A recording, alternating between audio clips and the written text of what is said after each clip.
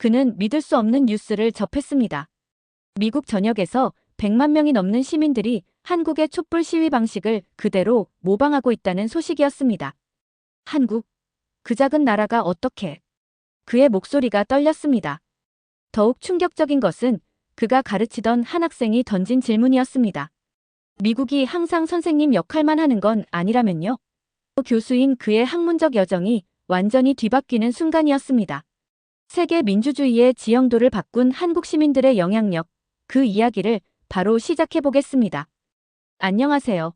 저는 스탠포드 대학교에서 정치학과 각국의 정부 운영 방식을 가르치는 교수였어요. 20년 동안 나는 미국 민주주의가 세계에서 가장 훌륭하다고 가르쳐왔답니다. 아침 햇살이 사무실 창문으로 비치고 있었어요. 나는 커피를 홀짝이며 뉴스를 확인하고 있었죠. 그런데 한 헤드라인이 내 눈길을 사로잡았어요. 미국인들, 한국의 시위 방식을 따라 핸즈오프 시위 진행 중. 나는 거의 커피를 쏟을 뻔했어요. 한국이라고? 어떻게 한국 같은 작은 나라가 미국 시위에 영향을 미칠 수 있다는 거지?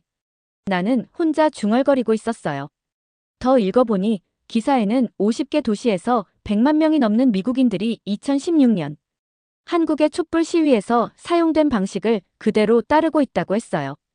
손바닥 모양의 피켓을 들고 리더 없이 스스로 조직하며 모든 것을 평화롭고 깨끗하게 유지하고 있었죠. 이건 내게 말이 안 되는 일이었어요. 미국은 다른 나라들에게 민주주의를 가르쳐야 하는 나라지 배우는 나라가 아니었거든요. 나는 머리를 극적이며 화면을 찌푸리고 있었어요. 이 상황 전체가 뭔가 이상하게 느껴지고 있었죠. 그때 왕티안이 노크도 없이 사무실로 들어왔어요. 그는 중국에서 온 내 학생이었고 항상 모든 것에 대해 질문을 하곤 했죠. 캠벨 교수님, 뉴스 보셨어요? 그는 환한 미소를 지으며 물었어요. 미국인들이 한국 시위를 따라하고 있대요. 흥미롭지 않나요? 그냥 하나의 뉴스일 뿐이야. 나는 침착하게 들리려고 노력하며 말하고 있었어요. 너무 대단하게 볼 필요는 없어. 왕은 책장에 기대서는 말했어요. 하지만 이게 우리가 민주주의에 대해 알고 있던 모든 것을 바꾸면 어떨까요? 미국이 항상 선생님 역할만 하는 건 아니라면요? 그의 말이 나를 불편하게 했어요. 인정하고 싶지 않았지만요. 왕이 떠난 후 나는 시위 영상들을 보고 있었어요. 그 장면들이 한국 시위와 너무 비슷해 보였어요. 똑같은 손 모양 피켓, 똑같은 조직 방식, 똑같은 평화로운 태도가 보이고 있었죠. 에밀리 하워드가 문 앞에 나타났어요. 그녀의 곱슬거리는 갈색 머리가 걸을 때마다 튀어오르고 있었죠. 에밀리는 15년 동안 내 동료였고 항상 내가 무언가에 신경 쓰고 있을 때 알아차렸어요. 시위 뉴스가 당신한테도 영향을 줬나 봐요? 그녀는 내 맞은편에 앉으며 물었어요. 예상치 못한 일이지. 나는 조심스럽게 말했어요. 나는 이 소식이 나의 사고방식에 얼마나 도전을 주고 있는지 인정하고 싶지 않았거든요. 있잖아요. 에밀리가 말했어요. 이거 당신 다음 세미나에 완벽한 주제가 될 수 있을 것 같아요. 한국과 미국의 시위 운동을 비교할 수 있을 텐데요. 나는 천천히 고개를 끄덕였어요. 내 마음 한편에서는 이 생각에 저항하고 있었지만 다른 한편으로는 이미 정보를 정리하고 있었죠. 아마도 내가 말했어요. 하지만 이게 단순히 지나가는 유행 이상의 것인지는 확실하지 않아. 에밀리는 내가 모르는 뭔가를 알고 있는 것처럼 미소를 짓고 있었어요. 어쨌든 미국인들이 왜 민주주의에 관한 아이디어를 한국에서 찾고 있는지 탐구해볼 가치가 있지 않을까요? 그녀가 떠난 후 나는 컴퓨터로 돌아갔어요. 나는 다음 세미나 제목을 타이핑하기 시작했죠. 시민혁명과 제도적 변화. 미국 핸즈오프 시위와 한국 촛불 시위 비교. 타이핑하면서 그 단어들이 이상하게 느껴지고 있었어요. 내 전체 경력 동안 나는 미국 민주주의가 다른 나라들이 따라야 할 모델이라고 믿었거든요. 이제 나는 미국이 한국에서 배우고 있다고 말하려 하고 있었어요. 이건 내가 수년간 가르쳐온 모든 것에 도전하는 일이었죠. 그날 밤 나는 잠을 이루지 못하고 있었어요. 이 모든 것이 무엇을 의미하는지 계속 생각하고 있었죠. 만약 미국 시위자들이 한국의 방식을 따라 하고 있다면 우리가 그들에게서 배울 수 있는 다른 것은 무엇일까요? 내가 무시해왔던 작은 반도가 우리에게 중요한 것을 가르쳐 줄 수 있다면 어떨까요? 내일부터 나는 한국 민주주의에 대해 더 진지하게 연구하기 시작할 거예요. 새로운 가능성에 마음을 열어야 할 거고요. 아마도 내가 상상했던 것보다 더 많이 배울 것이 있을지도 모르죠. 이 여정은 불편하게 느껴지고 있었어요. 하지만 내심, 나는 좋은 학자들은 자신의 믿음에 도전하더라도 진실을 따른다는 것을 알고 있었어요. 그리고 진실은 나를 예상치 못한 방향으로 이끌고 있는 것 같았죠. 세미나실 앞에 서 있는데 손에 땀이 나고 있었어요. 많은 사람들이 제가 한국과 미국의 시위에 대해 이야기하는 걸 들으러 왔더라고요. 학생들, 다른 교수님들, 심지어 뒷줄에는 한국 교환학생들도 앉아 있었습니다. 그 학생들이 서로 속삭이면서 나를 쳐다보고 있었어요. 미국 교수가 자기 나라의 민주주의에 대해 이야기하는 것에 대해 뭐라고 생각하고 있었을까요? 목을 가다듬고 발표를 시작했습니다. 오늘은 두 가지 질문을 살펴볼 거예요. 첫째, 왜 미국 시민들이 한국의 시위 방법을 사용하고 있는지. 둘째, 우리 두 나라의 차이점이 이런 시위의 결과에 어떤 영향을 미치는지에 대해 알아볼게요. 첫 번째 슬라이드로 넘어갔어요. 두 시위의 사진이 나란히 있었죠. 설명을 막 시작하려는데 세 번째 줄에서 왕 티안의 손이 올라가고 있었어요. 그의 눈에서는 익숙한 도전적인 빛이 반짝이고 있었습니다. 교수님, 그가 기다리지도 않고 말했어요. 이거 다 보여주기식 아닌가요? 저는 한국의 촛불 시위가 큰 연극 공연 같다고 생각했거든요. 그게 미국에서 어떻게 통할 수 있죠? 우리나라들은 너무 다르잖아요. 방 안이 아주 조용해졌어요. 가슴이 조여들고 있었습니다. 모든 사람들 앞에서 내 지식이 의심받는 걸 좋아하지 않았거든요. 나라의 크기와 민주주의의 질은 다른 문제예요. 왕씨, 단호하게 말했습니다. 한국은 면적은 작을지 몰라도 민주주의는 강하고 성숙해요. 가장 중요한 건 나라 크기가 아니라 시민들이 어떻게 참여하고 조직하느냐예요. 왕은 노트북에 뭔가를 적고 있었지만 그의 표정은 설득되지 않았다는 걸 보여주고 있었어요. 발표를 계속했지만 이제는 내가 선택하는 모든 단어에 더 조심하고 있었습니다. 수업 후 에밀리가 복도에서 나와 함께 걷고 있었어요. 재미있는 발표였어요. 데이비드, 그녀가 말했어요. 하지만 몇몇 비교에서 불편해 보이더라고요. 그렇게 티가 났나요? 넥타이를 느슨하게 하며 물었어요. 오랫동안 당신을 알아온 사람이라면 알 수 있죠. 그녀가 미소 지었어요. 뉴스에서는 이걸 사고방식의 큰 변화라고 하고 있어요. 단순히 빌려온 시위 기술이 아니라 민주주의에 접근하는 완전히 새로운 방식이라고요. 그리고 경제적인 측면도 있어요. 무역전쟁 발표 때문에 주식 시장이 떨어지고 있어요. 이 시위들이 실제로 변화를 가져올 수도 있어요. 그녀가 말하는 것에 대해 생각하고 있었어요. 한국에서는 촛불 시위가 빠른 정치적 변화로 이어졌어요. 여기서는 우리 시스템이 변화를 더 어렵고 느리게 만들죠. 바로 그거예요. 에밀리가 고개를 끄덕였어요. 단순히 시위 스타일을 복사하는 게 아니라 이런 방법들이 우리의 다른 시스템에서 작동할 수 있는지에 관한 거죠. 그날 오후 캠퍼스 도서관에 앉아 주변에 책들이 쌓여 있었어요. 동아시아 민주화 운동에 관한 모든 것을 읽고 있었는데 예전에는 그리 중요하지 않다고 생각했던 주제들이었죠. 노트북에는 한국과 미국의 시스템, 역사, 시위 운동을 비교하는 메모들로 가득 차고 있었습니다. 너무 집중하고 있어서 경제학 교수인 안드레아 로페즈가 바로 옆에 서 있을 때까지 알아차리지 못했어요. 한국 연결고리에 대해 늦게까지 작업하고 계시네요. 그녀가 내 어지러운 메모를 보며 물었어요. 그냥 무슨 일이 일어나고 있는지 이해하려고요. 피곤한 눈을 비비며 말했습니다. 경제에도 영향을 미치고 있어요.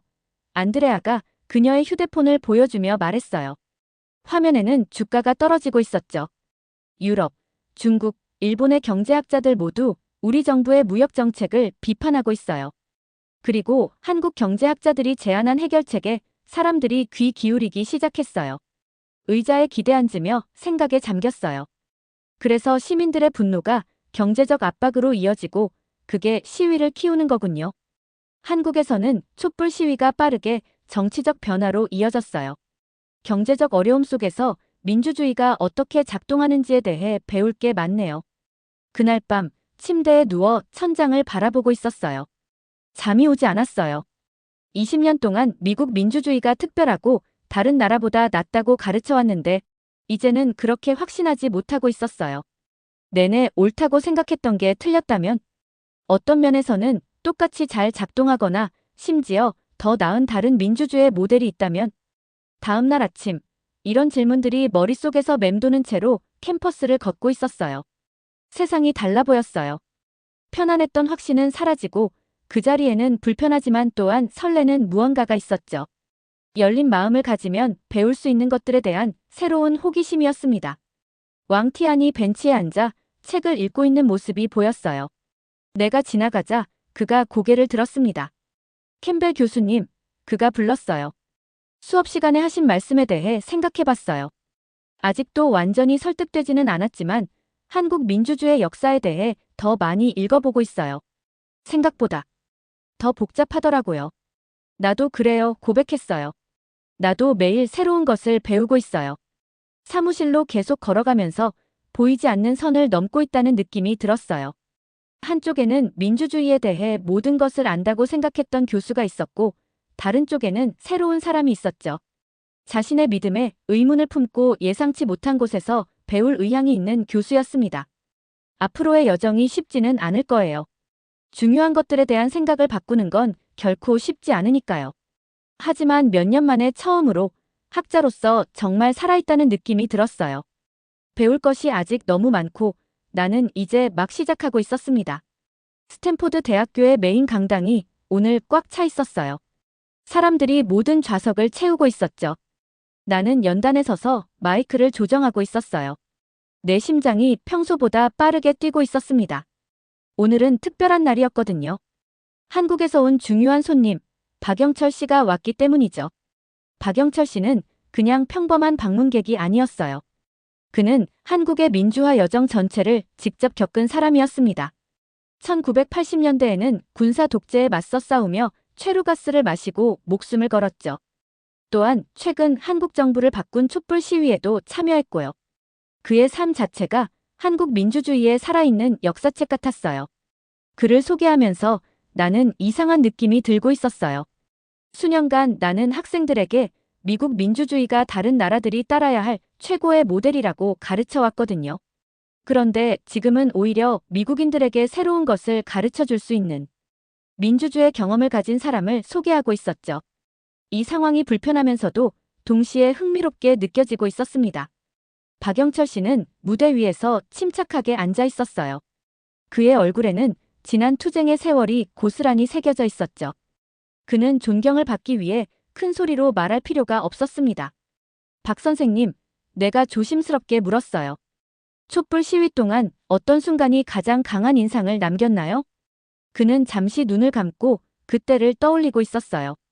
그가 말을 꺼냈을 때 그의 목소리는 조용했지만 또렷했습니다. 그건 단순히 한 사람을 권력에서 물러나게 하는 것만이 아니었습니다. 그가 말했어요.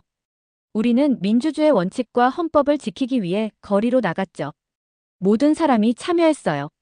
아이들, 할아버지, 할머니들까지 모두가 촛불을 들고 있었습니다. 그리고 시위가 끝난 후에는 거리를 깨끗이 청소했고요. 이렇게 우리는 책임감 있는 시민이 되는 법을 실천했던 겁니다. 그의 말이 파도처럼 나를 덮치고 있었어요. 이건 단순한 시위가 아니었습니다.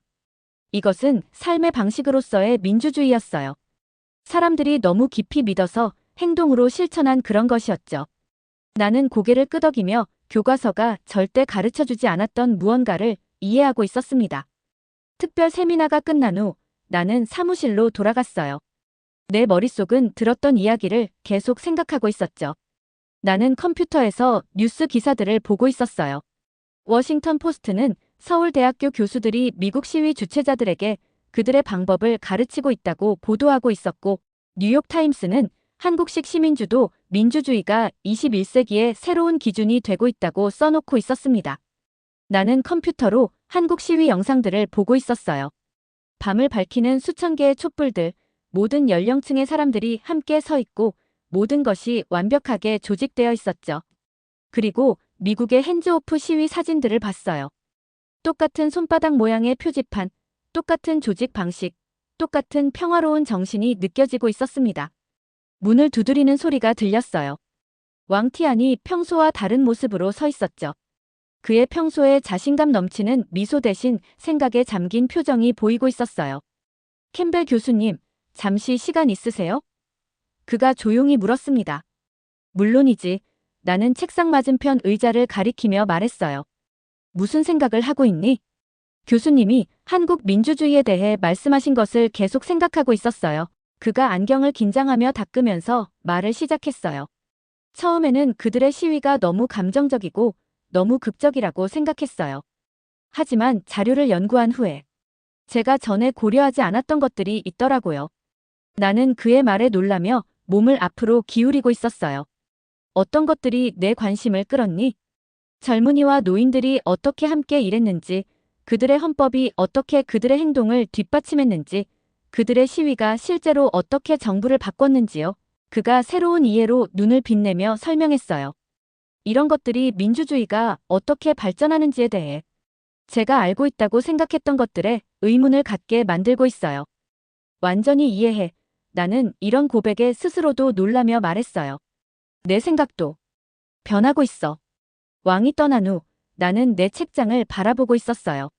정치 체제에 관한 책들로 가득 차 있었고 많은 책들이 내가 쓴 것들이었죠. 그 모든 책들은 내가 지금 의문을 품고 있는 생각들을 기반으로 하고 있었어요. 새로운 정보를 나의 오래된 사고방식에 맞추려는 노력으로 내 머리가 아파오고 있었습니다. 우리는 민주주의를 이해하는 데 있어 중요한 순간을 목격하고 있습니다. 내가 마침내 말했어요. 아마도 우리의 오래된 생각들을 제고하고 좋은 민주주의 관행이 여러 다른 곳에서 나올 수 있다는 것을 인정할 때가 된 것 같습니다. 이 말을 하는 것은 중요한 선을 넘는 것처럼 느껴지고 있었어요. 20년 동안 나는 미국 민주주의가 특별하고 다른 나라보다 낫다고 가르쳤거든요. 지금 나는 공개적으로 그 생각에 의문을 제기하고 있었습니다. 그날 밤 늦게 나는 에밀리에게 전화를 걸었어요. 나의 감정에 대해 이야기할 필요가 있었거든요. 이건 내가 예상했던 것보다 더 어려워. 나는 거실을 왔다 갔다 하며 말하고 있었어요. 내가 믿었던 모든 것이 도전받고 있는 것 같아. 가장 깊은 믿음이 의문시될 때 항상 가장 어려운 법이죠. 그녀가 대답했어요. 하지만 이것이 우리가 학생들에게 가르치는 것 아닌가요? 어렵더라도 증거가 이끄는 곳을 따라가라고요? 내 말이 맞아. 나는 머리를 헝클며 한숨을 쉬고 있었어요. 난 그저 내가 이런 입장에 처할 줄은 전혀 생각하지 못했어. 가장 좋은 선생님은 새로운 것을 배울 때 자신의 생각을 기꺼이 바꾸는 사람이죠. 에밀리가 친절하게 말했어요. 이것을 당신 자신의 학습에서 새로운 장으로 생각해보세요. 전화를 끊으며 나는 그녀의 말이 옳다는 것을 깨닫고 있었어요. 이건 단지 한국 민주주의나 미국 시위에 관한 것이 아니었습니다. 이건 나 자신에게 정직하고 변화할 만큼 용감해지는 것에 관한 것이었죠. 그 불편한 느낌은 약함이 아니라 성장이었습니다. 나는 창문 밖 밤하늘을 바라보고 있었어요. 별들은 항상 그대로였지만 세상을 바라보는 내 시선은 바뀌고 있었죠. 학기 마지막 강의 날이었어요. 스탠포드 대학교의 가장 큰 강당이 사람들로 가득 차 있었죠. 학생들, 교수들, 심지어 몇몇 기자들도 청중석에 앉아 있었어요. 내 손은 더 이상 떨리지 않고 있었어요. 몇 달 전의 나라면 충격을 받았을 내용을 이제 말하려 하는데도 이상하게 마음이 차분했습니다. 큰 화면에 내 타이틀 슬라이드가 나타났어요. 세계 민주주의를 위한 한국의 교훈.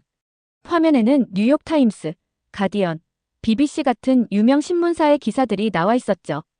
모든 기사들이 한국의 민주주의 아이디어가 전 세계로 퍼져나가고 있는 방식에 대해 이야기하고 있었습니다. 나는 깊게 숨을 들이쉬고 시작했어요.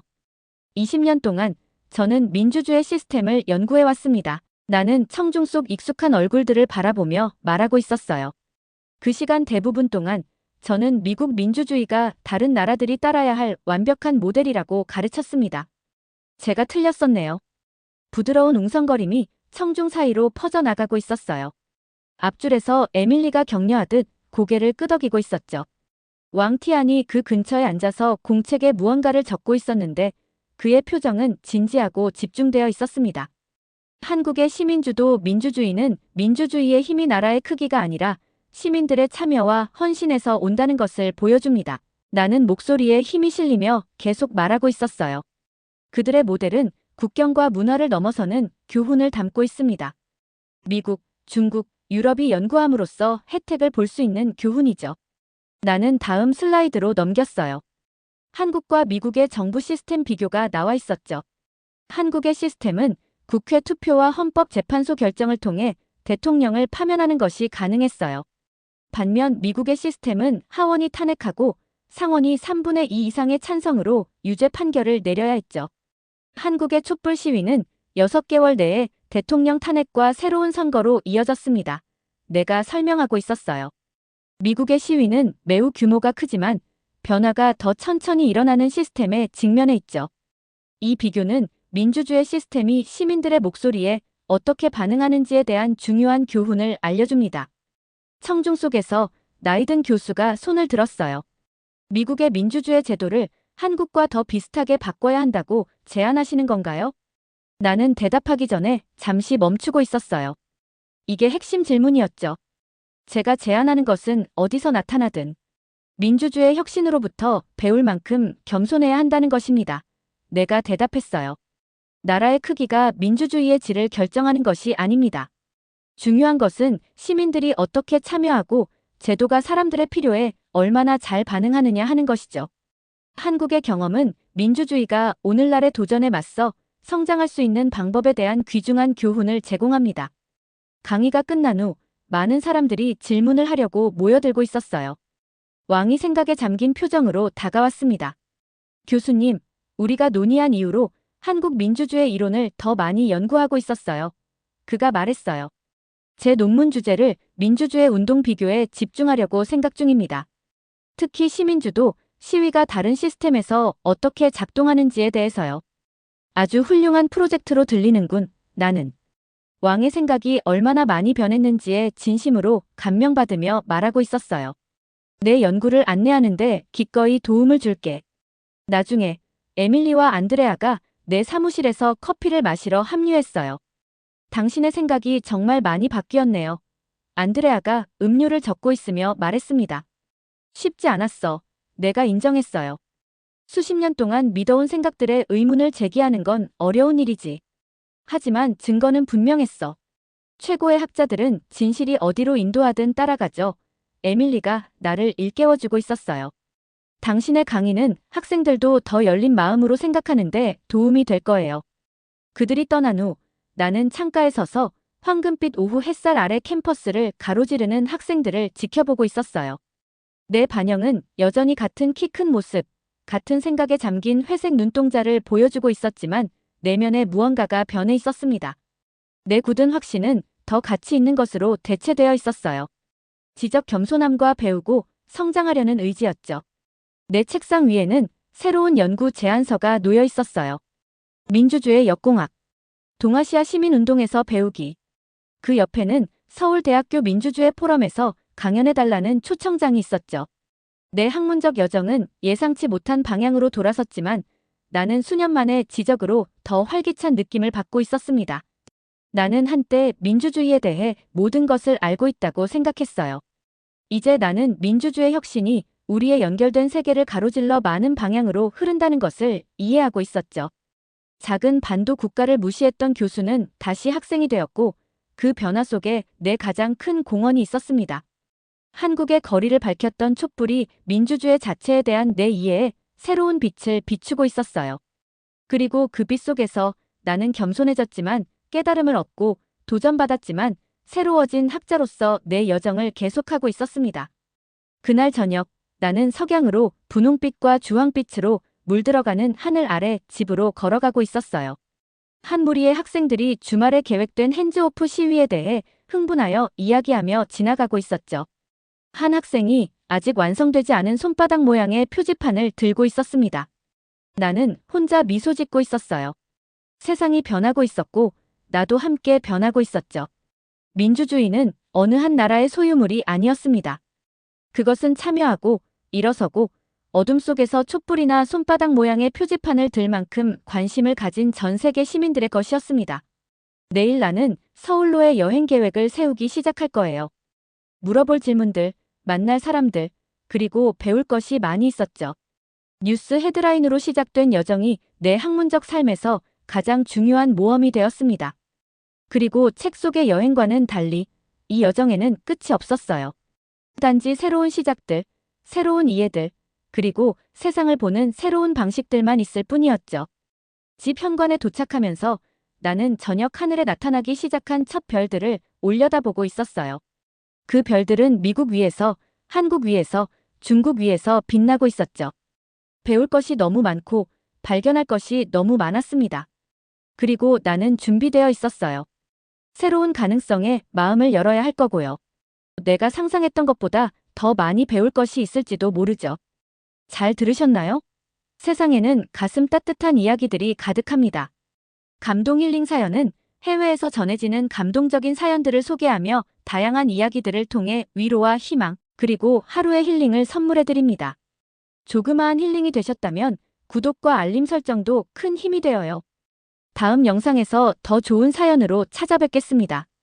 시청해주셔서 감사합니다.